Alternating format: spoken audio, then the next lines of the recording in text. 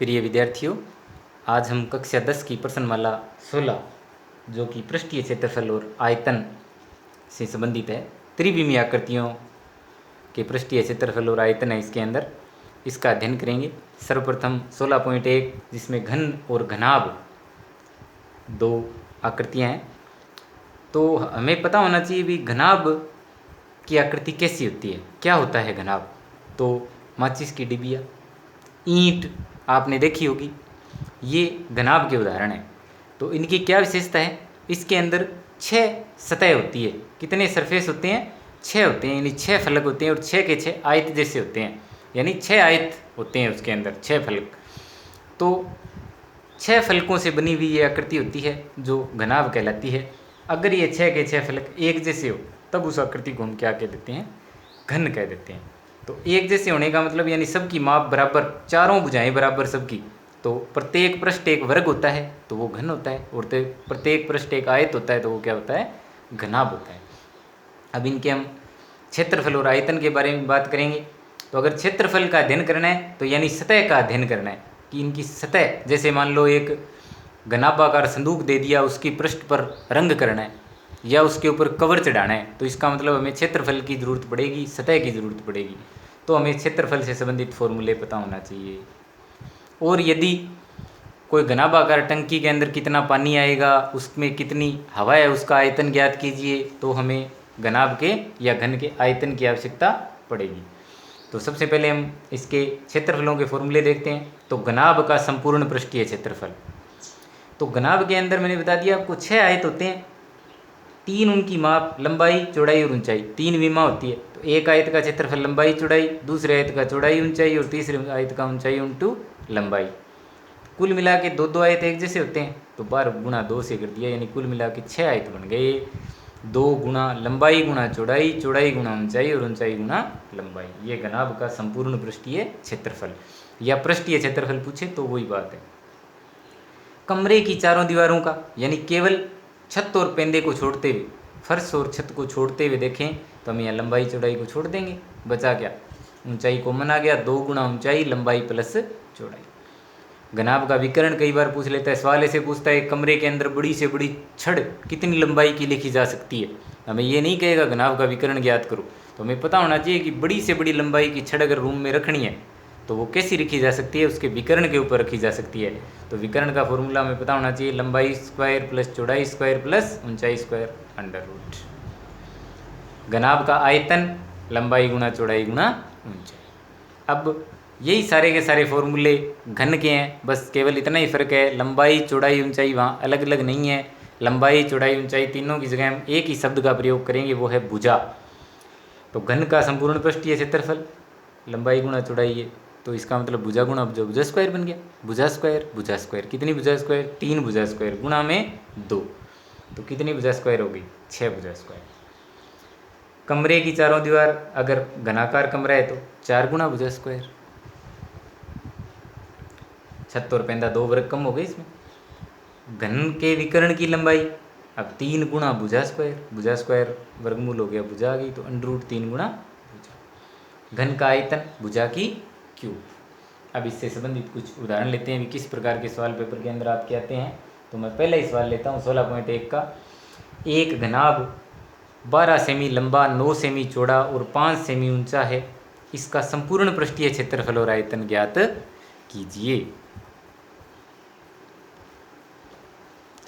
तो हमें दिया हुआ क्या है भाई? एक घनाभ 12 सेमी लंबा, यानी घनाभ की लंबाई कितनी है? 12 सेमी, चौड़ाई कितनी है? 9 सेमी, और ऊंचाई कितनी दी हुई है? ऊंचाई बराबर 5 सेमी, यानी सेंटीमीटर। क्या ज्ञात करना है? संपूर्ण पृष्ठीय क्षेत्रफल किसका? घनाभ का। तो घनाभ, पहले फॉर्मूला लिखेंगे, का संपूर्ण पृष्ठीय क्षेत्रफल बराबर क्या होता है? 2 गुणा में लंबाई गुणा चौड़ाई प्लस चौड़ाई गुणा ऊंचाई प्लस ऊंचाई गुणा लंबाई। ऊंचाई गुणा लंबाई, ऊंचाई गुणा लंबाई। मान रखेंगे फॉर्मूले के अंदर सीधा सीधा देखो, लंबाई गुणा चौड़ाई, तो लंबाई कितनी है 12 गुणा चौड़ाई कितनी है 9 प्लस चौड़ाई गुणा ऊंचाई, 9 चौड़ाई होगी, ऊंचाई कितनी होगी 5 प्लस ऊंचाई गुणा लंबाई यानी 5 गुणा में 12। सीधा ही इसको इससे गुणा 12 गुणा 9, इसको इससे गुणा 9 गुणा 5, 5 गुणा 12, ऐसे गुणा करना है। 2 आ गया, अंदर गुणा कर दोगे, 12 को 9 से गुणा करोगे 108, 9 पंजे 45, 12 छिक्के 12 पंजे 60, जोड़ लोगे, ब्रैकेट में जोड़ोगे तो कितना आ जाएगा 5 8 13, 213 बन गया। 213 को 2 से गुणा किया 426 वर्ग सेमी। ये आपका फर्स्ट आंसर आ गया किसका, घनाभ का संपूर्ण पृष्ठीय क्षेत्रफल। आयतन भी पूछा है, घनाभ का आयतन फॉर्मूला लिखेंगे डायरेक्ट, लंबाई गुणा चौड़ाई गुणा ऊंचाई। लंबाई कितनी है 12, चौड़ाई कितनी है 9, ऊंचाई कितनी है 5, 12 पंजे 60, 9 छिके 54, कुल मिला के बन गया आपके पास 540। अब आयतन है तो किस में लिखेंगे, घन, सेंटीमीटर है तो घन सेमी के अंदर। बहुत ही आसान सा सवाल है ये, तो सीधा सीधा आपको प्रश्न दिया हुआ है, क्षेत्रफल ज्ञात करना है और आयतन ज्ञात करना है किसका, घनाभ का। तो घनाभ का अपने को फॉर्मूला याद होना चाहिए, डायरेक्ट हम हल कर सकते हैं। और प्रश्न लेते हैं, इसका हम दूसरा ही सवाल लेते हैं।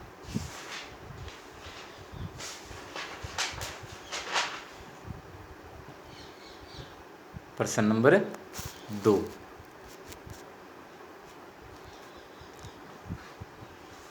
तो देखो इसमें क्या करना है हमें, प्रश्न क्या है,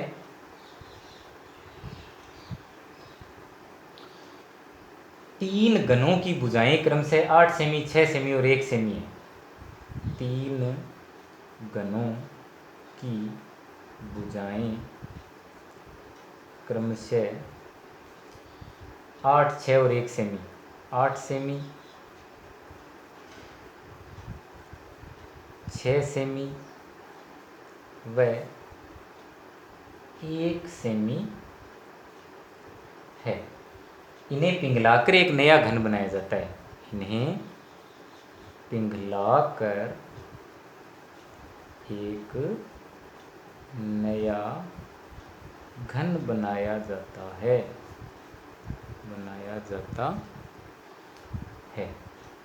तो नए घन का पृष्ठीय क्षेत्रफल ज्ञात करो। तो नए घन का संपूर्ण पृष्ठीय क्षेत्रफल ज्ञात करो। अब यहाँ देखो इस प्रश्न में विद्यार्थियों, हमें सीधी भुजा नहीं दे रखी जिसका हमें क्षेत्रफल ज्ञात करना है। इसने कहा है 3 घनों की भुजाएं, ये है 3 घनों की भुजाएं दे रखी है जिनको पिघलाकर एक नया घन बनाना है, उसका संपूर्ण पृष्ठीय क्षेत्रफल ज्ञात करना है। तो घन का संपूर्ण पृष्ठीय क्षेत्रफल ज्ञात करने के लिए केवल उसकी भुजा चाहिए, लेकिन वो भुजा इसमें नहीं दी हुई। हमें तो 3 अलग घन दिए हुए हैं, उनको पिघलाकर एक बड़ा घन बनाना है। तो पिघलाना है इसका मतलब उसके आयतन को हमें देखना पड़ेगा कि उसका आयतन कितना है, कुल ठोस कितना है वो। तो ये 3 घन हैं, इनको पहले पिघलाएंगे मतलब इनका आयतन ज्ञात करेंगे। तो 3 घनों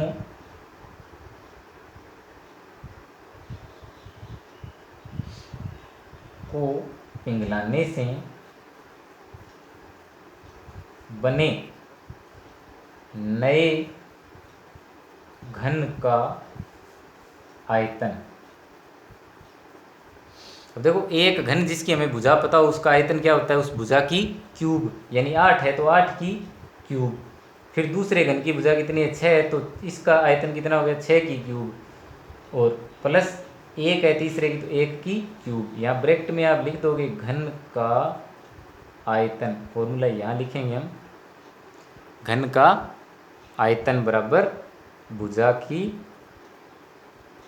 क्यूब। घन का आयतन बराबर भुजा की क्यूब। अलग से सूत्र लिख देंगे, क्योंकि यहाँ 3 घन है तो 3 बार भुजा की क्यूब भुजा की क्यूब भुजा की क्यूब लिखने का कोई मतलब नहीं है। 8 को 3 बार गुणा करोगे कितना आ जाएगा 512।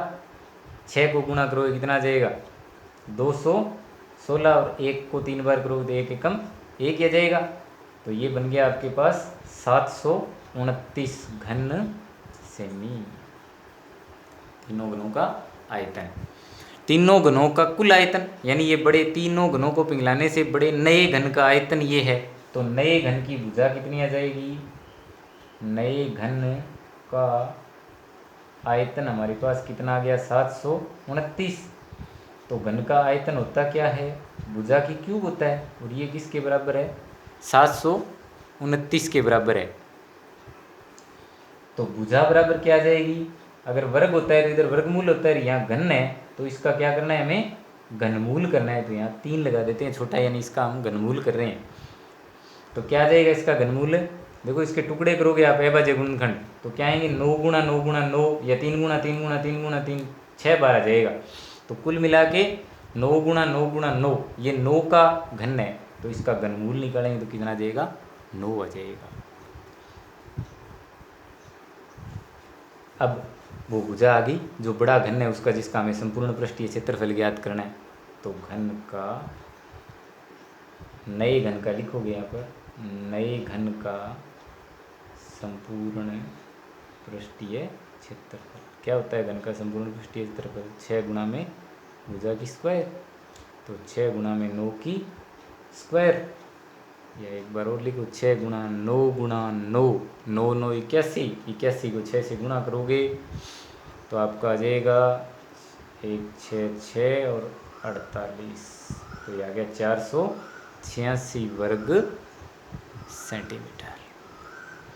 थोड़ी सी ध्यान देने वाली चीज़ है, कोई बड़ी बात नहीं है, वही घन और घनाभ के आयतन और क्षेत्रफल के फॉर्मूले काम में आने हैं।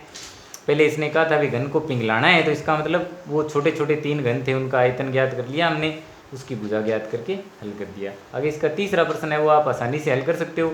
संदूक का कवर बनाने के लिए कितने कपड़े की आवश्यकता होगी, यानी सीधा का सीधा घनाभ का आपको क्या ज्ञात करना है, क्षेत्रफल ज्ञात करना है, पृष्ठीय क्षेत्रफल ज्ञात करना है सीधा।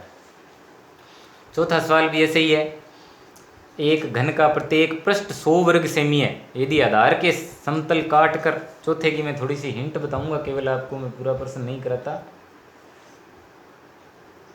कि इसमें प्रत्येक उसको आधार के समतल यदि काट दिया जाए, मान लो इस तरह से आपके पास घन है, इसको क्या किया जाए, ये घन की आकृति है, इसको क्या किया जाए आधार के समतल इस तरह से काट दिया जाए, तो बनने वाले घनाभों में से प्रत्येक का क्षेत्रफल ज्ञात कीजिए। समान भाग बनेंगे बिल्कुल। तो क्या हुआ, ये इसकी चौड़ाई थी, इसमें कोई फर्क नहीं पड़ा, ये इसकी लंबाई थी, इसमें चौड़ाई में कोई फर्क नहीं पड़ा, लंबाई में कोई फर्क नहीं पड़ा, ऊंचाई क्या हो गई आधी हो गई, ठीक है।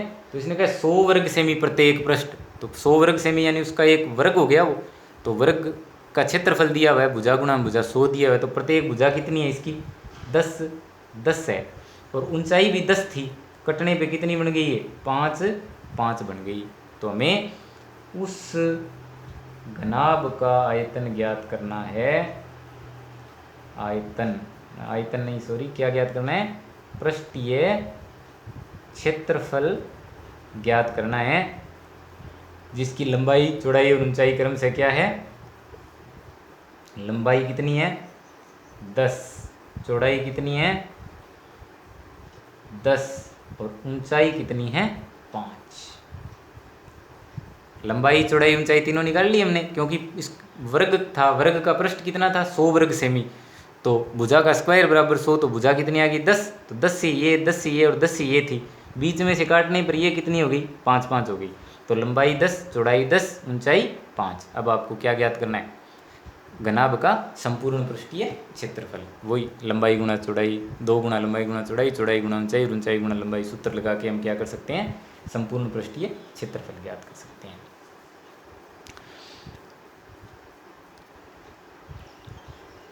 पांचवा प्रश्न इसका करते हैं अब हम, महत्वपूर्ण प्रश्न है। बगैर ढक्कन का एक संदूक 3 सेमी मोटी लकड़ी का बना है। उसकी बाहरी लंबाई 146 सेमी, चौड़ाई 116 सेमी, ऊंचाई 83 सेमी है। उसके अंदर की ओर रंग कराने का खर्च ज्ञात करो, जबकि रंग कराने की दर 2 रुपये प्रति 1000 वर्ग सेमी है। महत्वपूर्ण चीज़ इसके अंदर क्या है, आपको ध्यान देना है।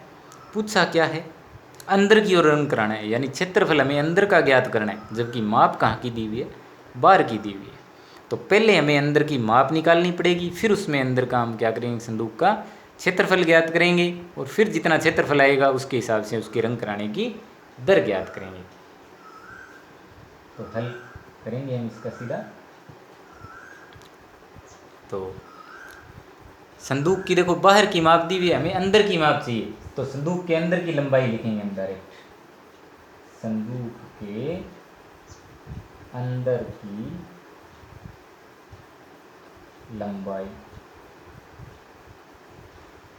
लंबाई कितनी है, कितनी दी हुई, 146 सेमी। तो अब अंदर की लंबाई कितनी होगी, 146 ही रहेगी क्या, नहीं रहेगी, क्योंकि इसने कहा है बगैर ढक्कन का एक संदूक 3 सेमी मोटी लकड़ी का बना हुआ है। कितने सेमी मोटी लकड़ी का, 3 सेमी मोटी लकड़ी का बना हुआ है। तो मैं थोड़ा सा यहाँ आपको इस तरह क्लियर कर देता हूँ ये चीज़। ये संदूक मान लेते हैं, तो इसने कह दिया कि इसकी जो मोटाई है वो कितनी है, 3 सेमी है। ये मोटाई इसकी कितनी होगी, 3 सेंटीमीटर होगी। तो अब इस संदूक के अंदर हम देखेंगे कि इसकी ये लंबाई थी, तो ये लंबाई कितनी थी, 146 थी। 3 सेमी तो इधर ये मोटी लकड़ी है, 3 इधर है, तो अंदर घट के 3 इधर से घट गई, 3 इधर से घट गई, अंदर लंबाई केवल कितनी बची, 3 इधर से घटेगी और 3 इधर से, यानी अंदर की लंबाई 146 माइनस 3 प्लस 3 यानी 6 घट जाएगा, बचेगी कितनी, 140 सेमी। इसी प्रकार इसके बाद क्या दी हुई है, चौड़ाई, अंदर की चौड़ाई तो है कितनी, 116।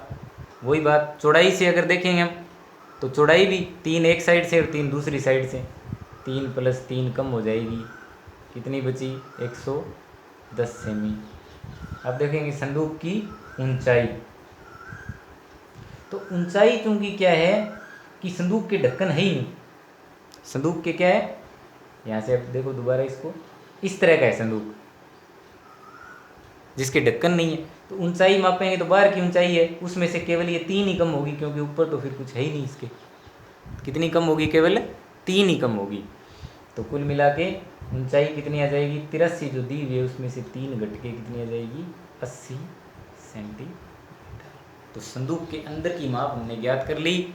अब हमें संदूक के अंदर का क्या ज्ञात करना है, संपूर्ण पृष्ठीय क्षेत्रफल। अब अंदर का संपूर्ण पृष्ठीय है तो वो घनाभ, लेकिन चूंकि उसके क्या है, ऊपर ढक्कन है ही नहीं, तो पहले हम पूरा ही ज्ञात कर लेते हैं, फिर उस संदूक के ढक्कन का क्षेत्रफल क्या करेंगे, उसमें से हम या तो कम कर देंगे, या दूसरा तरीका क्या है, चारों दीवारों का ज्ञात कर लेते हैं और उसमें पेंदे का जोड़ देंगे, वो ज़्यादा बेटर रहेगा। तो वही ज्ञात करते हैं हम, वो तरीका लगाते हैं। संदूक की चारों दीवारों का क्षेत्र, अब आंतरिक की बात कर रहे हैं हम, केवल अंदर का ही निकालेंगे। तो चारों दीवारों का क्षेत्रफल क्या होता है, 2 गुना ऊंचाई लंबाई प्लस चौड़ाई, 2 गुना ऊंचाई लंबाई प्लस चौड़ाई। तो 2 गुना ऊंचाई कितनी है, 80, लंबाई कितनी है, 140 प्लस चौड़ाई कितनी है, 110। मल्टीप्लाई करो, कितना जाएगा, 160, और 140 और 110 को इधर जोड़ेंगे तो ये कितना आ गया, 250। 25 को 16 से गुणा करेंगे, कितना जाएगा, 400, और 2 जीरो आगे आ गई, वर्ग क्या आ गया, ये अंदर की चारों दीवारों का क्षेत्रफल। अब पेंदा तो है संदूक के, छत छत नहीं है, पेंदे का और निकाल लो। पेंदा क्या होता है, एक आयत होता है, लंबाई गुना चौड़ाई। तो पेंदे का क्षेत्रफल बराबर लंबाई गुना चौड़ाई, तो लंबाई कितनी है 140, चौड़ाई कितनी है 110, कितना आ जाएगा 154 वर्ग सेंटीमीटर। तो रंग करने योग्य कुल क्षेत्र यानी कुल सतह कितनी है जिस पे हमें रंग करना है, इतना प्लस इतना, जोड़ोगे तो कुल मिला के कितना आ गया 40,000 और 15 55, 400 वर्ग सेंटीमीटर। अब इसने कहा हुआ है 2 रुपये प्रति 1000 वर्ग सेमी की दर से, यानी 1000 वर्ग सेमी पर पेंट करने का या रंग करने का खर्चा, रंग करने का व्यय बराबर है 2 रुपये। तो 1 वर्ग सेमी का निकाल लेंगे, 1 वर्ग सेमी पर रंग करने का व्यय कितना आएगा 2/1000, कितने पे करना है इतने पे 55, 400 पर रंग करने का व्यय 2/1000 गुना में 55, 400, 1 जीरो से 2 जीरो से 2 जीरो आपके कैंसिल हो गए, ये आ गया आपके पास पॉइंट 5, 5 एकम 5, 5 एकम 5, 1 1 लगभग, तो 105 का इसमें भाग दे देंगे, 2 से इसको कटा 110.80 रुपये, इतना क्या आ गया व्यय आ गया। अर्थात संदूक के अंदर रंग कराने का व्यय बराबर 110 रुपये 80 पैसे हम लिख सकते हैं। प्रश्न वाला 16.1 का सबसे महत्वपूर्ण प्रश्न है छठा, एक घनाभ की लंबाई चौड़ाई और ऊंचाई का योग दे रखा है 19 और इसके विकर्ण की लंबाई दे रखी है 11 सेमी। तो इसका संपूर्ण पृष्ठीय क्षेत्रफल ज्ञात करना है, यानी लंबाई चौड़ाई ऊंचाई के अंदर हमें 2 संबंध दे रखे हैं। एक तो दे रखा है लंबाई चौड़ाई ऊंचाई का योग, तो मैं इसको लेंथ ब्रेथ हाइट जो अंग्रेजी के इनके अक्षर है या इन प्रतीक है उनके आधार पे लेता हूँ ताकि आसान हो जाए कैलकुलेशन करनी। क्या दिया हुआ हमें लंबाई प्लस चौड़ाई प्लस ऊंचाई बराबर 19 सेंटीमीटर। इक्वेशन लिख देता हूँ इसको मैं, समीकरण 1 दिया हुआ है, योग इतना है। विकर्ण की लंबाई, विकर्ण की लंबाई हम जानते हैं विकर्ण की लंबाई कितनी होती है, इसने दे रखी है 11 सेंटीमीटर। तो विकर्ण की लंबाई होती क्या है लंबाई का स्क्वायर चौड़ाई का स्क्वायर और ऊंचाई का स्क्वायर बराबर कितनी 11 सेंटीमीटर, ये दी हुई है। या अगर हम दोनों तरफ इसके वर्ग कर दें, क्या कर दें दोनों तरफ वर्ग कर दें, वर्ग करने पर इधर आ जाएगा L square B square H square, ऐसे कैसे वर्ग करेंगे, इधर से वर्गमूल से वर्ग हट गया, 11 का वर्ग हो जाएगा 11 का स्क्वायर 121, इसको लिख देता हूँ मैं समीकरण 2। समीकरण 1 के दोनों तरफ, एक का दोनों तरफ वर्ग करने पर, अब समीकरण 1 को दोनों तरफ हम वर्ग करते हैं, एल बी एच इसका स्क्वायर और इधर हो जाएगा 19 का स्क्वायर। एक समीकरण ये थी L plus B plus H, इधर 19 है, दोनों तरफ हमने क्या कर दिया वर्ग कर दिया। दोनों तरफ वर्ग कर सकते हैं, वर्गमूल कर सकते हैं, कोई फर्क नहीं पड़ता। तो अब इसका वर्ग करेंगे, देखो क्या होता है A plus B plus C का होल स्क्वायर हो गया, ये A plus B plus C का होल स्क्वायर क्या होता है A square plus B square plus C square plus 2ab 2bc plus 2ca, यानी यहाँ पे आ जाएगा HL और बराबर में ये वैसे वैसे 19 का वर्ग जानते हैं हम क्या होता है 381, यानी 19 गुणा 19। अब देखो हम यहाँ समीकरण 2 का प्रयोग करेंगे। समीकरण 2 में L square B square H square बराबर कितना है 121। तो मैं इस पूरे की जगह यहाँ क्या लिखता हूँ 121 प्लस इस पूरे में से 2 कॉमन ले लेता हूँ मैं। 2 कॉमन लेंगे तो क्या आएगा एल बी बी एच और एच एल, ये बराबर में 381।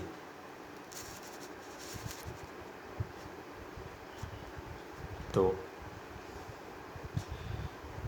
क्या आया 2 L B B H plus H L 381 है बराबर में 121, इधर जाएगा तो माइनस में 2 गुणा लंबाई गुणा चौड़ाई प्लस चौड़ाई गुणा ऊंचाई प्लस ऊंचाई गुणा लंबाई, यानी घनाभ का पृष्ठीय क्षेत्रफल। इसी का तो सूत्र है, 2 गुणा लंबाई गुणा चौड़ाई चौड़ाई गुणा ऊंचाई ऊंचाई गुणा लंबाई बराबर 381 में से 121 गए 240। किस में है ये सेमी में, तो क्षेत्रफल है इसलिए वर्ग सेमी। घनाभ का संपूर्ण पृष्ठीय क्षेत्रफल। 2 हमें संबंध दिए हुए थे, उन्हीं दोनों संबंधों से एक बार देखो 2 स्टेप किए हमने। ये चीज़ दी हुई थी घनाभ का विकर्ण, लंबाई का स्क्वायर चौड़ाई का स्क्वायर ऊंचाई का स्क्वायर बराबर 11, तो दोनों तरफ वर्ग कर दिया हमने, तो ये बन गया। इसी प्रकार दोनों का योग दिया हुआ था तीनों भुजाओं का 19। इस समीकरण में भी हमने क्या किया, दोनों तरफ वर्ग किया, इससे हमें ये परिणाम मिल गया। इसका मान हमें पता था। समीकरण किससे उपयोग में लिया हमने, समीकरण 2 से। तो यहाँ ब्रैकेट में आगे लिख देंगे समीकरण 2 से, समीकरण 2 से।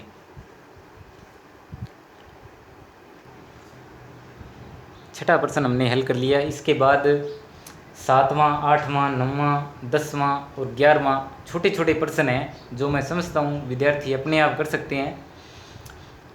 एक आधा प्रश्न मैं और आपको हिंट दे देता हूँ। जैसे इसका 8वां प्रश्न है जिसमें हमें दीवार का आयतन दे रखा है और एक ईंट का आयतन दे रखा है, यानी माप दे रखी है, दीवार की माप दे रखी है और एक ईंट की माप दे रखी है।